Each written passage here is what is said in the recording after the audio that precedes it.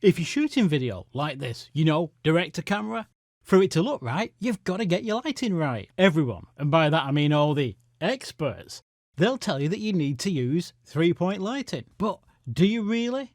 I mean, 3-point lighting, if you're not familiar with that term, is a key light, sometimes called a main light, a fill light, and a rim light, also called a backlight or a hair light. In an ideal world, yeah, 3-point lighting, that is the way to go. In fact, I'm using 3-point lighting at the moment. I've got my main light here, my fill light is over there, and just above and behind me, that's my rim light. But do you really need 3 lights to make your videos look good? Do you really need all the hassle of setting up and dealing with 3 lights? Well, turns out you don't. In fact, there's a problem with 3-point lighting. Well, in fact, there's 2 problems with 3-point lighting. First, it means you need 3 lights, 3 stands, 3 softboxes, and that gets expensive. And secondly, the space. I mean, 3 lights with softboxes, that takes up a lot of space.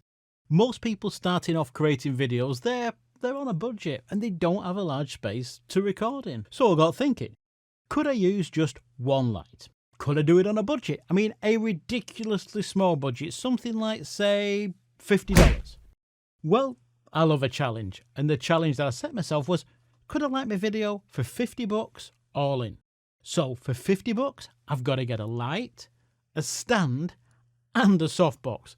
And of course, it's got to be able to give me a well-lit video. So I opened up Amazon and I started looking at what lighting I could get for under $50.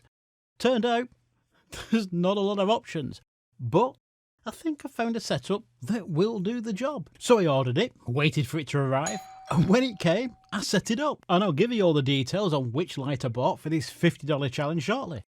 Once I had it set up and I turned it on, here's what it looks like. Now, I had to make a few adjustments to get it looking like this. Out of the box, this is what it looks like.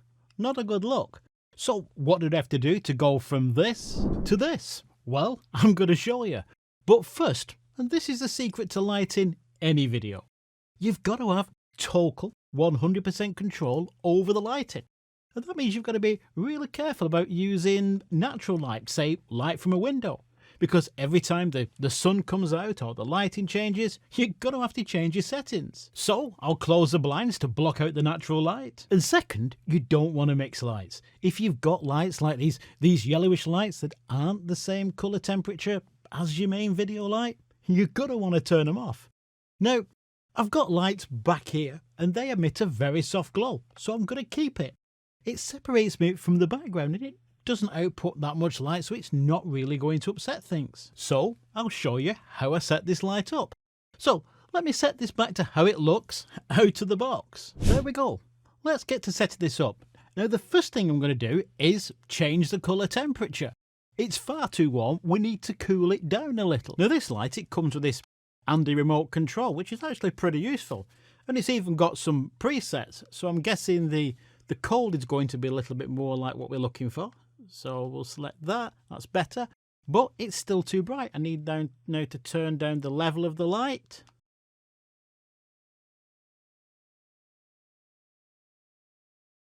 There we go.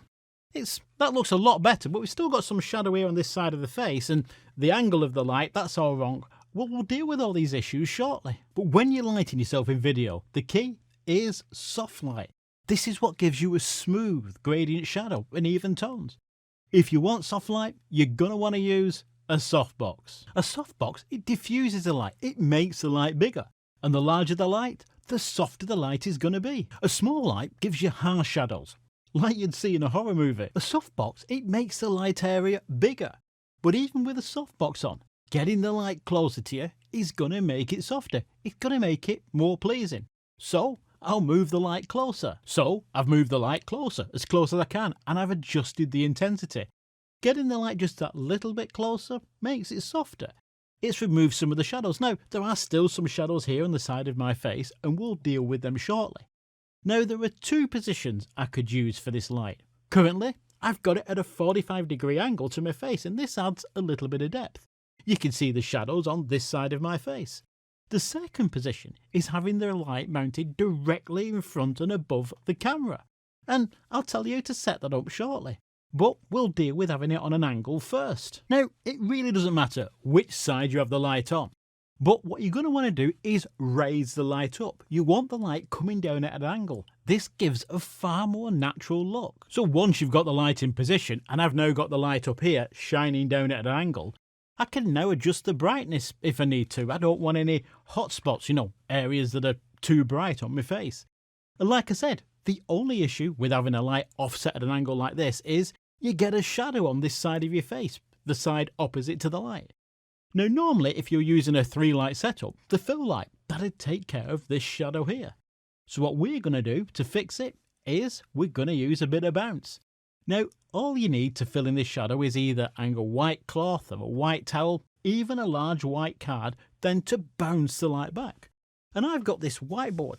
I made it. Just a painted board that I painted with white paint. And if I place that here, just off camera, like that, and that now bounces the light back, you can see it bounces the light back and fills in this slightly dark area.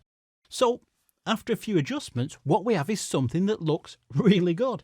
In fact, considering this whole light setup costs less than $50, I think it's pretty amazing. But like I said, you don't need to have the light offset to the side. You can position the light directly in front of you, just above the camera, like this. And again, like before, I've got the light shining down at a slight angle, which gives a far more pleasing look. And like we did before, I've got the light as close to me as I possibly can. And you can fill in any dark areas, shadows, using a white cloth or a white board, just to bounce the light back. It's better to have the light closer on a lower setting than farther away on a higher setting. So anyway, what's this $50 light that I'm using? Well, it's this one. It's 85 watts and it comes with the softbox, the stand and the remote control, all for $50. Now the thing is, if you want it, you can actually buy 2 of them. There's a kit with 2 lights and you can get that for actually less than $70. I mean, $70 for a 2-light setup? That's pretty good value. I'll put a link below.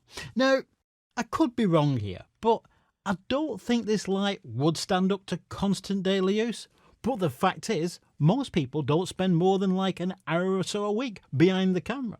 So for normal usage, for creating a couple of videos a week, this light is going to do the job just fine. Bottom line, if you're just getting started and you're watching what you spend, for the money, these lights, they do a great job. Anyway, I hope this video has helped you, and I'd love to know in the comments what you think. So until next time, bye for now.